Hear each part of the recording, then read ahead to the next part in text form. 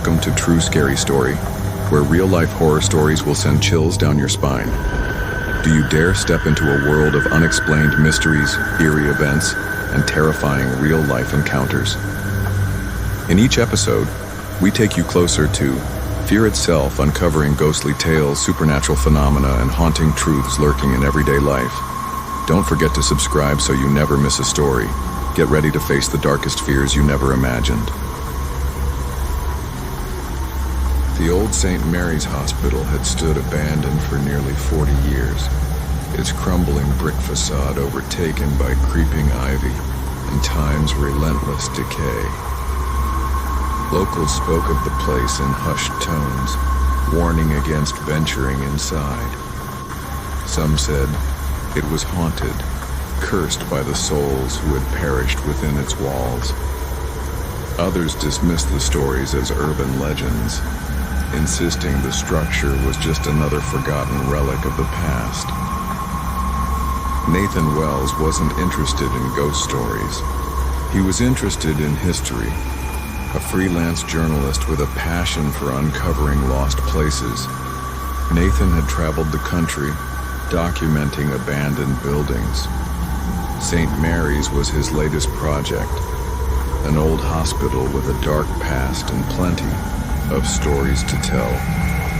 It took him nearly an hour to navigate through the overgrown parking lot, where rusted-out cars sat half-buried in weeds. The hospital loomed before him, its windows shattered, its doors long removed from their hinges. He stepped inside, flashlight in one hand, camera in the other, inhaling the stale, dust-laden air. The lobby was a wreck. Furniture lay overturned, papers scattered across the floor, their edges curled and yellowed with age. A broken wheelchair sat in the corner, one wheel missing, the other slowly spinning as if nudged by an invisible hand. Nathan told himself it was just the wind. He moved deeper into the hospital, his footsteps echoing down the empty hallways. The place had an eerie stillness about it, as if the very air had been trapped in time. Old patient records littered the floor, their ink faded beyond readability. Above him, flickering emergency lights still clung to life, casting long, wavering shadows. Then he heard it, a faint, rhythmic beeping. Nathan froze. The sound was distant, almost imperceptible, but unmistakable. The steady pulse of a heart monitor. He turned, following the noise, his pulse quickening as he stepped into a room marked ICU. The machines inside were ancient, their screens covered in dust. None were plugged in. None should have been working, yet one of them was. The monitor glowed dimly, its green line pulsing with an unseen heartbeat. Nathan lifted his camera, heart hammering. He zoomed in, focusing on the screen, his breath shallow. Then the beeping stopped, and the screen went black. A whisper brushed against his ear, so soft he almost didn't hear it. "You shouldn't be here." Nathan spun around, flashlight sweeping. The room. Nothing. Just the empty beds, the decayed walls, the silence pressing in on him like a weight.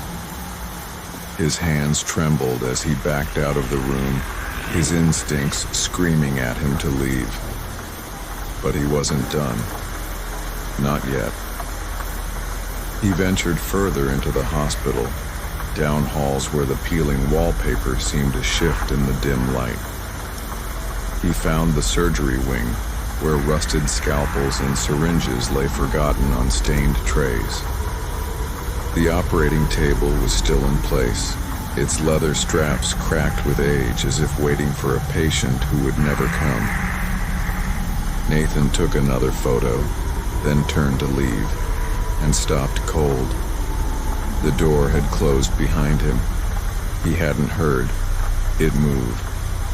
Hadn't felt a breeze, but it was shut, the knob unmoving when he grasped it. Then, from the other side, came a slow, deliberate knock. 1, 2, 3.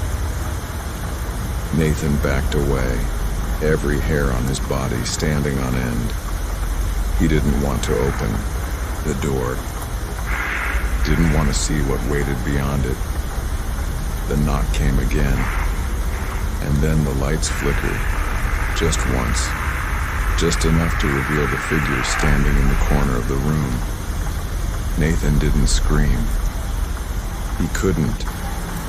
His breath caught in his throat as he locked eyes with something that shouldn't exist.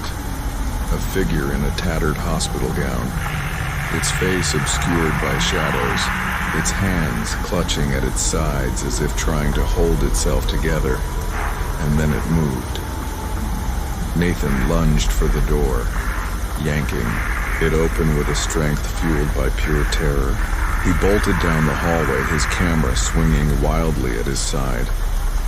He didn't stop until he burst through the hospital's entrance, back into the night air, gasping for breath.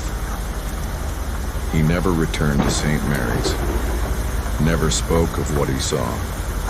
But when he checked his camera later, one photo stood out among the rest, a shot of the operating room, and in the corner, staring directly at the lens, was the figure, closer than he remembered.